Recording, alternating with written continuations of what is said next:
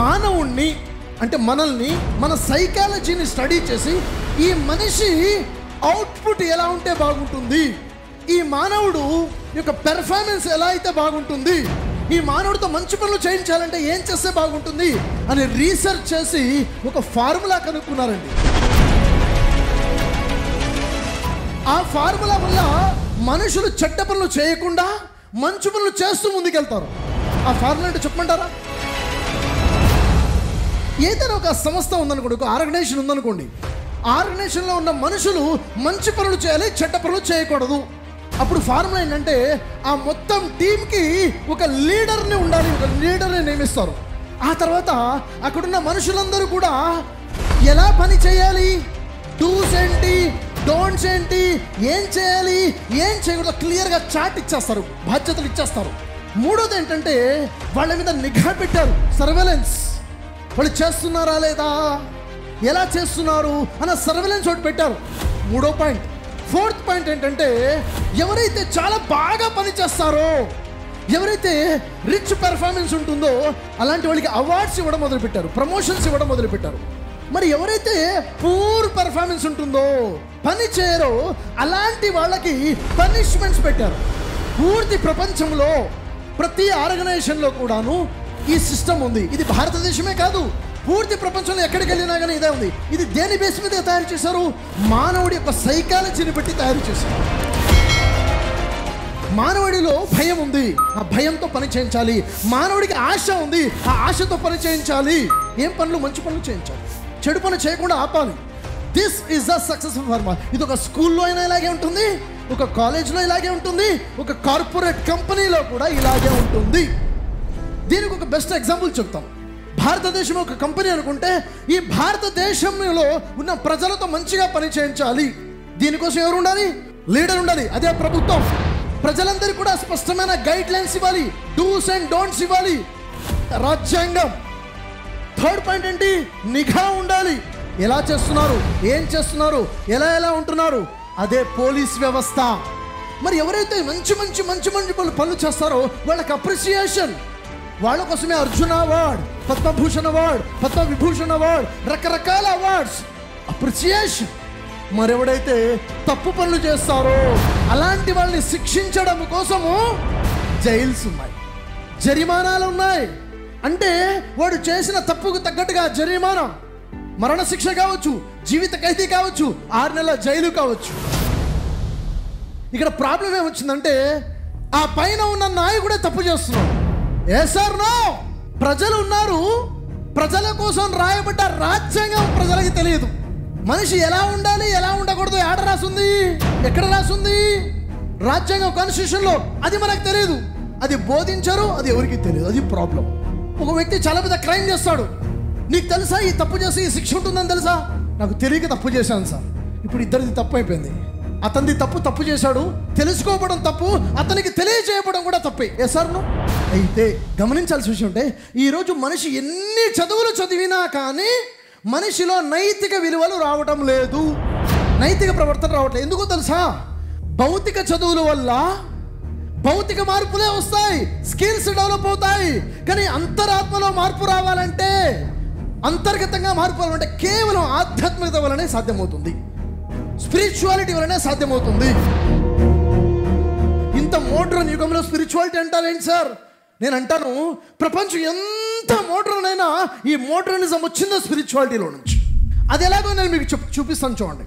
మన స్పిరిచువాలిటీ ఏం చెప్తుంది? ఈ సమస్త సృష్టికి సృష్టికర్త ఉన్నాడు, లీడర్, నాయకుడు ఉన్నాడు. ఆ సృష్టికర్త ఈ మానవుల్ని పుట్టించి వదిలేయలేదు, ఈ మానవుల కోసము ధర్మశాస్త్రాన్ని ఇచ్చాడు. ఆ ధర్మశాస్త్రంలో ఎలా బతకాలి, ఎలా బతకూడో చెప్పాడు, మాన్యువల్ ఇచ్చాడు. ఆ తర్వాత నిఘా కూడా పెట్టాడు. నిఘా అంటే ఏంటి? సృష్టించిన సృష్టికర్త సమస్తము చూస్తున్నాడు, సమస్తము వింటున్నాడు, నిఘా ఉంది దేవుడిది.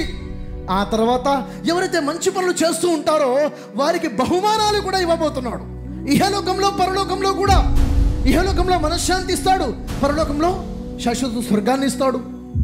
అదే కనుక ఇక్కడ చెడ్డ పనులు చేస్తే ఇక్కడ అన్ని రకాల అనర్థాలు ఉంటాయి. పరలోకంలో కూడా శాశ్వత నరకం అనేది ఉంటుంది, శాశ్వత శిక్ష అనేది ఉంటుంది. 5 పాయింట్ ఫార్ములా ఈరోజు పెద్ద పెద్ద కార్పొరేట్ కంపెనీస్ ఫాలో అవుతున్న ఫార్ములా ఎక్కడి నుంచి వచ్చింది? స్పిరిచువాలిటీ నుంచి వచ్చింది. ఇక్కడ గమనించాల్సిన విషయం ఏంటంటే, మనిషి జీవితంలో గోల్ ఉండాలా వద్దా? ఉండాలి. మనిషి జీవితంలో లక్ష్యము అనేది ఒకటే ఉండాలా లేక 2-3 ఉండాలా? మనిషి జీవితంలో ఒకే లక్ష్యం ఉండాలి. ఏ సార్? నో, ఒక లక్ష్యం కాదు ఉండాల్సింది. మనిషి జీవితంలో 5 లక్ష్యాలు ఉండాలి. ఏంటివి సార్ అవి? జాగ్రత్తగా వినండి. ప్రతి మనిషి జీవితంలో 5 లక్ష్యాలు ఉండాలి. ఒకటి వ్యక్తిగత లక్ష్యము, పర్సనల్ గోల్. రెండోది ఫ్యామిలీ గోల్, కుటుంబపరమైన లక్ష్యము. మూడోది ప్రొఫెషనల్ గోల్, వృత్తిపరమైన లక్ష్యం. నాలుగోది సోషల్ గోల్, సామాజిక లక్ష్యము. ఐదోది స్పిరిచువల్ గోల్, ఆధ్యాత్మిక లక్ష్యం. అంటే ఇక్కడ చూడండి, ఒకటి ఫ్యామిలీ గోల్ అయిపోయింది. ఫ్యామిలీ గోల్ అంటే ఒక కూతురుగా, ఒక కుమారుడుగా, ఒక భార్యగా, ఒక భర్తగా ఎలా ఉండాలి అన్నది family goal. Yes or no? మరి పర్సనల్ గోల్ ఏంటంటే, పర్సనల్ గోల్ అంటే వ్యక్తిగతంగా నా స్కిల్స్ ఎలా ఉండాలి, వ్యక్తిగతంగా నా ఆలోచనలు ఎలా ఉండాలి, ఎక్కడున్నాను, ఎక్కడికి వెళ్ళాలి, పర్సనల్ గోల్. మూడోది ప్రొఫెషనల్ గోల్, అంటే ప్రొఫెషనల్గా కెరీర్ పరంగా నా ఎడ్యుకేషన్లో, నా జాబ్లో, నా బిజినెస్లో ఎక్కడున్నానో ఎక్కడికి వెళ్ళాలి. This is professional goal.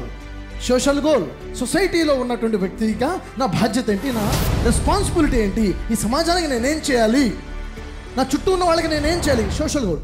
Spiritual goal అంటే పుట్టిన ఒక వ్యక్తిగా స్పిరిచువాలిటీలో నేను నా మెచ్యూరిటీ ఎలా ఉండాలి. ఈ 5 రకాల లక్ష్యాలు మనిషి జీవితంలో ఖచ్చితంగా అవసరం. అంటే వ్యక్తి జీవితంలో వ్యక్తిగత జీవితం, కుటుంబ జీవితం అన్నీ కూడా 5 కూడా కావాలి. ఈ 5 ఎలా ఉండాలో మనల్ని పుట్టించిన వాడు ధర్మశాస్త్రంలో చెప్పాడు. ఎలా బతకాలి, ఎలా ఉండాలి, వ్యక్తిగతంగా ఒక భార్య ఎలా ఉండాలి, ఒక భర్త ఎలా ఉండాలి, ఒక కుమారుడు బాధ్యతలు ఏంటి, ఒక సొసైటీ రెస్పాన్సిబిలిటీస్ ఏంటి, ఇవన్నీ కూడా మనల్ని పుట్టించిన దేవుడు మనకి ధర్మశాస్త్రంలో ఇచ్చాడు, రెస్పాన్సిబిలిటీస్ ఇచ్చాడు మనకి. ఈరోజు మనం ఎలా ఉన్నామంటే చూడండి, ఒక వ్యక్తి ఉన్నాడు, పరిగెడుతున్నాడు. ఎందుకంటే వెనక నుంచి సింహం పరిగెత్తుకుంటూ వస్తుంది, వేటాటం కోసం సింహం వస్తుంది. సింహం పరిగెడుతుంది, ముందు వ్యక్తి పరిగెత్తున్నాడు. సింహం చాలా ఆఖరిగా ఉంది. ఈ వ్యక్తి పరిగెత్తి ఏం చేయాలి అర్థం అవ్వట్లేదు. ఒక బావి కనపడింది అడవిలో. ఆ బావి మొత్తం ఎండిపోయింది. అక్కడే తాడు పడుతుంది, దూకేశాడు బావిలో. ఆ తాడు లోపల జారుకుంటూ వెళ్ళి మధ్యలోకి వెళ్ళేసరికి తాడు ఆగిపోయింది. మధ్యలో ఎలాడుతున్నాడు. మయా సింహం నుంచి కాపాడుకున్నాను అనుకుని కిందికి చూశాడంతే. కిందికి చూడ పెద్ద అనకొండ నోరు తెరుస్తుంది. కింద పెద్ద అనకొండ ఉంది, పైన సింహం ఉంది. ఏంట్రా బాబు ఇది అని ఆలోచన పడ్డాడు. ఇంకోసారి పైకి చూశాడు. తను పట్టుకున్న తాడు మీద 2 ఎలుకలు ఉన్నాయి. ఒక తెల్ల ఎలుక, ఒక నల్ల ఎలుక ఆ తాడుని కట్ చేస్తుంది. ఇంకేం మిగిలింది? కొంచెం కట్టే. ఏదో రోజు తాడు తెగిద్ది, మరణము గ్యారెంటీ. ఏ సార్ నో? వద్దని పైకి వస్తే ఎదురు చూస్తుంది సింహం ఆకలితో. చావు డౌటా, గ్యారెంటీనా? గ్యారెంటీ చావు. అలాంటి తరంలో ఏలాడుతున్న వ్యక్తి కొంచెం తల పక్కకు చూశాడు. పక్కనే తేనె తట్టె ఉంది. దాంట్లోంచి కొంచెం తేనె కాడుతుంటే కొంచెం తేనె తీసుకొని రుచి చూశాడు. అబ్బా ఎంత బాగుంది తేనె అని చెప్పేసి ఆ తేనె తింటూ పైన సింహాన్ని మర్చిపోయాడు, కింద పావుని మర్చిపోయాడు, ఆ ఎలకల్ని మర్చిపోయాడు, చావునే మర్చిపోయాడు. ఇదే ఈరోజు మన జీవితం యొక్క వాస్తవికత. ఆ ఏలాడుతున్న వ్యక్తి ఎవరో కాదు, నువ్వే, నేనే. పరిగెత్తుకుంటూ వస్తున్న సింహం ఏంటి? డేట్ ఆఫ్ డెత్, మరణం డిసైడెడ్. ఎప్పుడు చావాలో నిర్ణయించబడింది. మనం దాని వైపు వెళ్తున్నాం. అది మనమే పరిగెత్తుకుంటూ వస్తుంది. సింహం పరిగెత్తుకుంటూ వస్తుంది, డేట్ ఆఫ్ డెత్ దగ్గరికి వస్తుంది. రెండోది, కింద అనకుండా నోరు తెరిచింది. ఏదో రోజు చస్తాం, మట్టిలో కలుస్తాం. ఏ సార్ నో? ఎస్. పట్టుకున్న తాడు మన జీవిత కాలం. కట్ చేస్తున్న ఎలకలు డే అండ్ నైట్. తెల్ల ఎలుక, నల్ల ఎలుక, 1 డే 1 నైట్ కట్ అయిపోతుంది. ఏదో రోజు జీవితం అయిపోతుంది, చస్తామని తెలుసు. అయినా పక్కనున్న తేనె తట్టంటే ఈ ప్రపంచాన్ని ఆస్వాదించుకుంటూ చావునే మర్చిపోయాను. నేనా? నాకా? చావా? నేను చావనుగా. 100% గ్యారంటీ ఉన్న మరణాన్ని మర్చిపోయాం. అందుకే ఈ నేరాలు, ఘోరాలు. నన్ను అడిగేవాడు లేడు, నా పైన ఒక నాయకుడు లేడు, నన్ను చూసేవాడెవడు లేడు, నన్ను గమనించేవాడెవడు లేడు, నా ఇష్టం, నా జీవితం, నన్ను ప్రశ్నించేవాడే లేడు. వెర్రవీగుతున్నాడు ఈ మానవుడు. సో ఈరోజు డబ్బులు సంపాదిస్తావు, డబల్ కార్డ్ బెడ్ సంపాదిస్తావు, ఏసీ రూమ్ సంపాదిస్తావు, మనశ్శాంతిని ఎక్కడ సంపాదిస్తావు చెప్పు? మనశ్శాంతి ఎక్కడ దొరుకుతుంది? నా దగ్గర 100 కోట్లు ఉంది, మనశ్శాంతి 100 గ్రాములు ఇస్తారా? దొరకదు సార్. మనశ్శాంతి అనేది సృష్టికర్తన దేవుడు ప్రసాదించే ప్రత్యేక వరం. ఎవరికి ఇస్తారో తెలుసా? ఎవరైతే పుట్టించిన సృష్టికర్తని నమ్మి సృష్టికర్తన దేవుడు ఇచ్చిన ధర్మశాస్త్రం ప్రకారంగా జీవితం గడుపుతాడో అలాంటి వాళ్ళకి మనశ్శాంతి. సో ధర్మం ఏం చెప్తుంది? ధర్మము 5 పాయింట్ ఫార్ములా చెప్తుంది. అందరినీ పుట్టించిన సృష్టికర్త ఉన్నాడు, ఆయన మనకు ఒక శాస్త్రాన్ని ఇచ్చాడు, శాస్త్రం ప్రకారంగా జీవితం గడపాలి. ఆయన చూస్తూ ఉన్నాడు, వింటూ ఉన్నాడు. మనం మంచి చేస్తే మంచి ఇస్తాడు, చెడు చేస్తే శిక్షిస్తాడు.